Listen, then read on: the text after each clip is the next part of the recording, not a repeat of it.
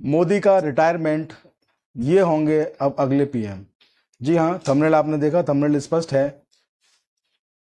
बहुत सनसनीखेज इस बात को कहेंगे कि बहुत सनसनीखेज है, क्योंकि प्रधानमंत्री मोदी जो है, तीसरा उनका कार्यकाल है और बहुत शानदार तरीके से वो अपना कार्यकाल चला रहे हैं। तीनों बार बहुत अच्छी तरीके से उनको जीत हासिल हुई है, लेकिन क्या वजह है कि वो रिटायरमेंट ले रहे हैं? ऐसी क्या चीज आन पड़ी है, ऐसी कौन सी बात है जो इतना जोर शोर से इसका हल्ला हो रहा है कि प्रधानमंत्री मोदी जो है अब रिटायर होने वाले हैं? वीडियो में विस्तार से बात करेंगे। आप लोगों को वीडियो स्किप नहीं करना है, पूरा देखना है, आगे पीछे करके नहीं देखना है। वीडियो को शुरू करने से पहले मैं प्रतीक चौधरी एडवोकेट आपका वेलकम, आपका स्वागत इस यूट्यूब प्लेटफॉर्म चैनल पर करता हूं। साथियों, आप सब लोग देख रहे हैं कि मोदी जी का तीसरा कार्यकाल है, और जिस तरीके से उन्होंने पहले ही कार्यकाल से फैसले लिए हैं और जिस तरीके से उन्होंने जो राजनीति की है, आप सब जानते हैं कि उनके फैसले कितने चौंकाने वाले रहे हैं। और किस तरीके से उन्होंने जो विरोधी पार्टियां थीं, जिनका बड़ा बोलबाला था, एक तरह से विरोधी पार्टियों को उन्होंने पानी पिला दिया है। और तमाम दल जो हैं मिल करके जो है देश में नारा लगाते हैं कि भाजपा मुक्त जो है देश को बनाना है। तो आप सब देख रहे हैं, इधर आप ये भी देख रहे हैं कि नीतीश कुमार हों या नायडू हों, किस तरीके से उनकी राजनीति चल रही है, कैसी उनकी राजनीति चल रही है।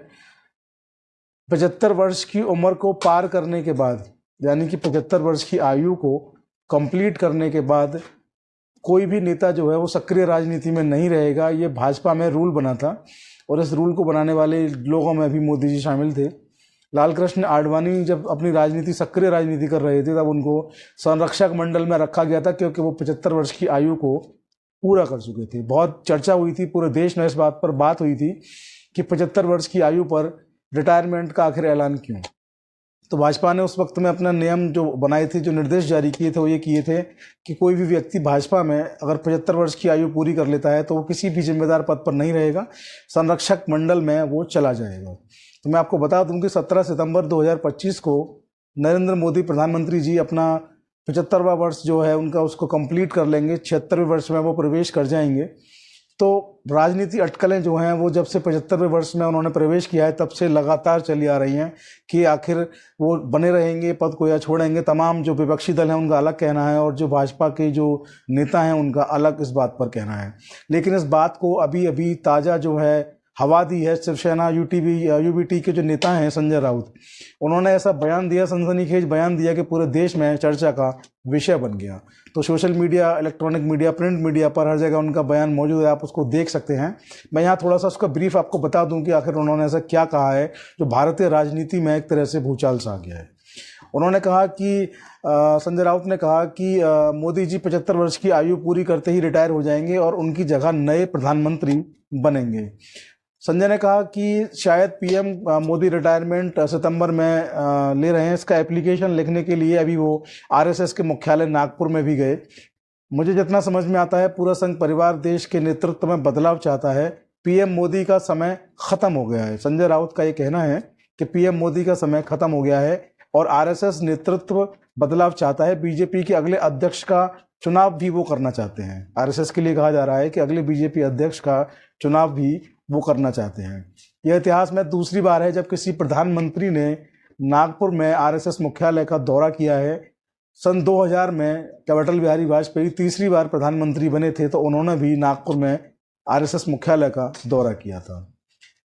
इंडिया टुडे की अगर बात करें तो इंडिया टुडे का एक सर्वे जो है वो आजकल बहुत चर्चाओं में है। उस सर्वे में सबसे बड़ी जो चर्चा की बात है वो ये है कि नए प्रधानमंत्री, अगले प्रधानमंत्री नरेंद्र मोदी जी जब प्रधानमंत्री पद से रिटायर होंगे या नहीं होंगे, ये भविष्य की बात है। लेकिन उन्होंने सर्वे किया कि जब वो रिटायर होंगे तो उनके बाद अगला प्रधानमंत्री देश को कौन होगा, अगला प्रधानमंत्री कौन देश की बागडोर को संभालेगा भाजपा की तरफ से। तो इसमें अमित शाह और योगी आदित्यनाथ उत्तर प्रदेश के मुख्यमंत्री हैं। इस रेस में सबसे आगे उनका नाम चल रहा है। और तीसरा और बहुत अहम, बहुत ज़रूरी नाम जो चल रहा है वो चल रहा है परिवहन जो मंत्री हैं, सड़क मंत्री जो हैं नितिन गडकरी, उनका नाम जो है वो भी बहुत चर्चाओं में है और ये माना जा रहा है कि वो भी देश के अगले प्रधानमंत्री हो सकते हैं। खैर, प्रधानमंत्री मोदी 75 वर्ष पूरे करने के बाद जो उनका जो नियम है भाजपा का, उसके मुताबिक राजनीति, सक्रिय राजनीति छोड़कर भाजपा के संरक्षक मंडल में जाएंगे या प्रधानमंत्री बने रहेंगे, ये उनका फैसला है। देखना होगा ये भाजपा का फैसला है, क्या फैसला लेते हैं मोदी जी, क्या फैसला लेती है भाजपा आरएसएस, ये भी देखना होगा। और अगर वो इस पद को छोड़ते हैं और अगले प्रधानमंत्री बनते हैं तो अगले प्रधानमंत्री कौन बनेंगे, ये भी बड़ा दिलचस्प होगा, ये भी देखने वाली बात होगी, क्योंकि अभी देश में भाजपा की सरकार है और आने वाले कुछ सालों में भाजपा की सरकार ही रहनी है, क्योंकि वो 5 साल के लिए चुनाव जीत कर आए हैं और अभी 5 साल का कार्यकाल भी पूरा नहीं हुआ है। तो अगर मोदी जी अपना प्रधानमंत्री का पद छोड़ भी देते हैं तो ऐसे में अगले प्रधानमंत्री जो भी बनेंगे भाजपा से ही बनेंगे। तो देखने वाली बात ये रहेगी कि आखिर कौन अगला प्रधानमंत्री देश का बनता है। तो आज की वीडियो में इतना ही। आप लोग वीडियो को शेयर करना ना भूलें, बने रहें हमारे साथ। जय हिंद, जय भारत, नमस्कार।